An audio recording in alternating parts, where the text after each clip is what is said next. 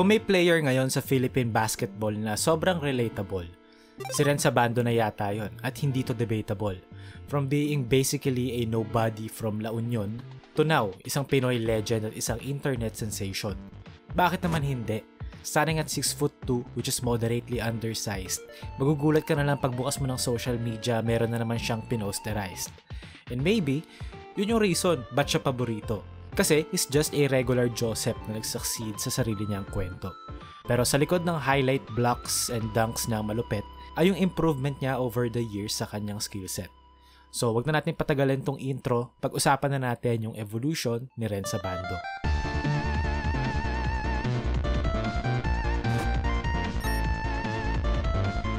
Welcome to the world of evolution. Isa tong series kung saan tinitignan natin yung development and improvements ng iba't ibang bagay sa mundo ng sports. Sa episode na to, we'll cover Renz Abando. Titignan natin yung 5 different versions ni Renz Abando. First, yung sa UST. Second, Letran.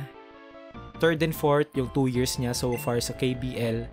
And last, yung stint niya sa 2023 World Cup and qualifiers. Note lang na lahat ng statistics na gagamitin natin for this video ay base sa stats na available as of December 19, 2023. So, simulan na natin. Si Renz Abando bago mapunta sa UST, he played 2 years at Philippine College of Science and Technology sa Pangasinan. Now, after being recruited by Coach Aldin Ayo sa UST, he immediately became a fan favorite. Yung playstyle kasi niya sobrang polarizing na no offense, first time watching, magugulat ka na lang bigla bakit siya ganun.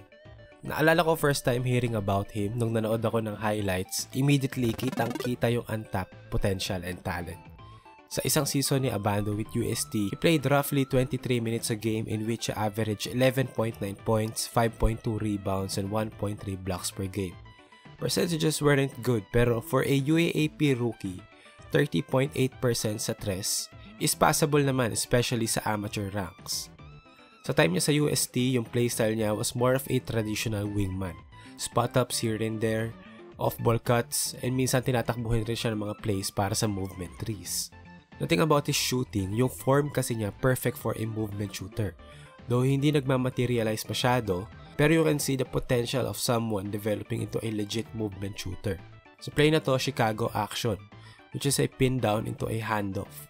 Makikita natin na may miscommunication sa defense, unnecessarily switching the action, so ang nangyari na jump sa screen yung nag-switch, giving Abando room to shoot.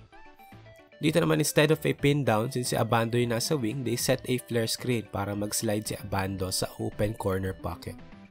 Sa play naman na to, simple angle pick and roll. Okay, sa defense kapag ganito ang action na binabantayan mo, the way to defend this is by tagging the roller. Yung tao ni Abando is supposed to tag here para ma-delay yung action. Kaya coaches teach their players sa opensa to lift kapag mayroong roller sa same side to create space. Pero makikita natin na hindi nagtag yung tao ni Abando. This was still a well-contested shot na na-shoot ni Abando. Dahil sa impressive rookie season ni Abando sa UST, may mga rumors na kumalat na nire-recruit siya ng ibang schools behind the scenes. Pero noong 2020, unfortunately, after the Sorsogon bubble fiasco, the UST team imploded and Renz Abando alongside a couple of his teammates transferred to Letran. Sa Letran, nakapaglaro siya ng halos 19 minutes per game, in which he averaged 15.6 points, 6.8 rebounds, and 1.2 blocks per game. Numbers-wise, better output sa mas onting floor time. Pero of course, iba naman kasi yung team and yung style ng coach. Pero ang napansin ko sa stint ni Abando with Letran is yung improved finishing. From 35.8% sa UST sa Letran, 39.6% siya sa field despite shooting worse sa 3 points. That improvement, isa sa mga reasons dyan ay yung naging role ni Abando sa offense ng Letran. Sa UST kasi, they ran sets both on and off the ball for him. And malaki na tulong nun for sure. Pero sa Letran kasi, yes, he still played as a 3 most of the time, pero occasionally nagsaslide siya as a 4. And ako over the years, against ako sa mga ganyan, pero the longer I covered the sport, the more people I talked to, the more knowledge I gathered. Minsan, the best way to teach someone talaga how to create is to put them sa mga sitwasyon na mabilisan lang, like catch and go. No wasted decisions, pagsalo ng bola, may 0.5 seconds ka to decide anong gagawin mo. And that's why some wing players dito sa atin na lacking sa creation side nilalaro as a modern 4 like Kiambao, Francis Lopez, and even Jamie Malonzo nung umpisa. Note, hindi to power forward. Hindi na nag-exist ang power forward today. So for Renza Bando, naging vital yung 1 year niya with Letran para i-polish yung shot creation niya as a wing. Kasi natutunan niya umiscore ng straight to the point. He got better at driving to the basket, he tallied better percentages, and even though nag-struggle siya from the outside, hindi naman siya nag-regress talaga kasi there were moments na andun pa rin yung movement shooting niya despite being super streaky. Sa time ni Abando sa Letran, he won a championship, was named as a part of the Mythical 5, Rookie of the Year, and the season's MVP, all in the same year. After ng 1 year with Letran, Renza Bando decided to go pro and signed with Anyang KGC, isang team sa KBL sa Korea. Now, sa first season ni Renza Bando, at first, people didn't really expect much. Of course, kapag rookie ka kasi, diba, coming out of college, hindi naman kagad yan instant stardom or makakapag-translate kagad yung laro mo sa professional level. For Abando, it took time, like a few games. And then nagsimula na siya maging legit contributor para sa Anyang. Sa first season niya with Anyang KGC, he played roughly 19 minutes a game, in which he scored 8.5 points, grabbed 2.7 rebounds, and blocked 1 shot a game. Para sa 19 minutes, these numbers were great. Hindi biro yung almost 9 points per game sa 10-minute quarters. Plus, isama mo pa yung percentages niya sa season na to na mas mataas than his usual numbers nung college siya. Sa first season niya sa Anyang, he shot 47.4% from the field and 35.6% from 3. Big factor dyan ay yung sinasabi ko kanina na kapag hindi mo kasi dinadominate yung bola and then bibigyan ka ng bola sa gitna ng action, hindi na gaanong na-overthink yung possession and kung paano ka i-score. And basketball that way is much easier or more simpler for players like Abando na hindi pa natin talaga mako-consider as someone na magkikreate ng sarili niyang shot. Pero sa season na to, yung nag-stand out for me ay yung rim protection ni Abando. Even as a rookie, sobrang nag-translate yung athleticism niya sa professional and mind you, international level. Makikita nyo sa play na to, screen the screener. So napunta si Abando sa last line ng defense. After ng ball screen, naiwan sa level yung big man, leaving the roll guy wide open sa paint. O si Abando nag-trap ng box by helping, and tingnan nyo, grabe yung supalpal.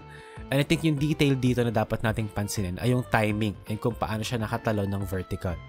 Kasi dito sa susunod na play, for some reason, after ng broken play, napunta sa paint yung bola with Abando, medyo out of position. Pero look how fast he reacted. And sa maliit na window na yon, he managed to again meet the ball at the top and jump vertical. Again dito, help side, perfect timing, and vertical jump ulit. Yung timing and technique niya sa rim protection reminds me of a Jonathan Isaac. Yung tipo na may length and athleticism naman sila na possess physically. Pero instead of being reckless, ginagamit nila yung fundamentals like vertical contest, jumping with both feet for balance, and yung timing in general. Ginagamit nila yung mga fundamentals na yun para mas lalo ma-maximize yung physical tools na meron sila, making them really good rim protectors. Ngayon sa second season ni Renza Bando with KGC, mas nakakalaro na siya ng matagal sa loob ng court, playing roughly 25 minutes a game, in which he scored 9.6 points, grabbed 4.7 rebounds, and blocked 0.8 shots per game. Percentages medyo mababa compared sa previous season, pero yan yung effect of having more on-ball opportunities. Though, shooting-wise, considerably lower talaga yung percentages niya sa tres and he's been struggling from that area talaga. Pero sa season na to, despite struggling from the outside, mas nakakapag-contribute siya sa ibang aspects ng game, especially yung slashing niya. Makikita nyo sa play na to, whenever Abando catches the ball sa perimeter, palagi siya naka-triple threat. Dito, gumamit siya ng jab step to check kung gaanong ka-reactive yung defender, and then nung nakita niya na reactive, gumamit siya ng pump fake to draw the defender in, sabay rip through sa strong hand papunta sa baseline. And then he exploded to the basket. Dito again, after ng pin down, triple threat, jab step, nag-react si defense, so drive to the middle, 2 dribbles, nag-gather, foul counted, and nice finish. Dito naman, catch and go. Since open na yung baseline, galing sa triple threat, diretso rip through na siya. And then nung nakita ni Abando na may help, he used his body to carve out space, tapos nag-explode siya to the basket para hindi siya maabot doon. Pero isa pang improvement ni Abando ay yung creation niya with the ball sa mga ball screen actions. Sa play na to, dribble, handoff, nag-show sa level yung big ng kalaban. So it's either ito turn ni Abando yung corner or kagaya ng ginawa niya, in-split niya yung defense, giving him an open lane sa ilalim. Dito naman ball screen, nag-switch, so mismatch to, may advantage siya sa speed. Abando used a delay twin dribble move para ma-freeze yung defender, giving him an advantage para maka-blow by. And kapag ganito, kahit may help pa yan, sa sobrang athletic na niya, once makabuelo na siya, mahirap na talagang sabayan. And in between 2 KBL seasons, may stint si Abando para sa Gilas Pilipinas. Though hindi gaanong nagamit, pero later in the tournament, napakita niya yung value na kaya niyang ibigay sa Gilas team as a role player. Sa buong Gilas lead up and World Cup, Abando played a total of 11 games. Nakapaglaro siya around 12 minutes a game, in which he averaged 5.3 points, 1.4 rebounds, and 0.6 blocks per game. Yung numbers okay lang. Pero sa World Cup, grabe yung impact na nabigay niya para sa team. Yung mga simpleng effort like hahabulin yung mga loose balls, mag-aalas Scottie Thompson sa rebounds, tapos maya-maya makakasupalpal ng jump shot, tapos magsisigawan na yung crowd, magkakaroon na sila ng momentum. Yung mga ganong bagay, yun yung binigay ni Abando sa World Cup na specifically siya lang yung nagbigay talaga. So kahit na nagsastruggle siya from the outside, hindi mo mapapansin and hindi mo napapansinin sa dami ng kino-contribute niya sa ibang bagay. Yung evolution ni Renz Abando, hindi siya yung trajectory na ina-expect ng mga tao. Sabi nga nila, growth isn't linear. Rather, it's unpredictable. Pero ako gusto kong i-argue na sa mundo ng basketball, growth is circular. Over the years, you acquire skills or strengths na hindi particularly direct improvement sa kung ano ka ngayon.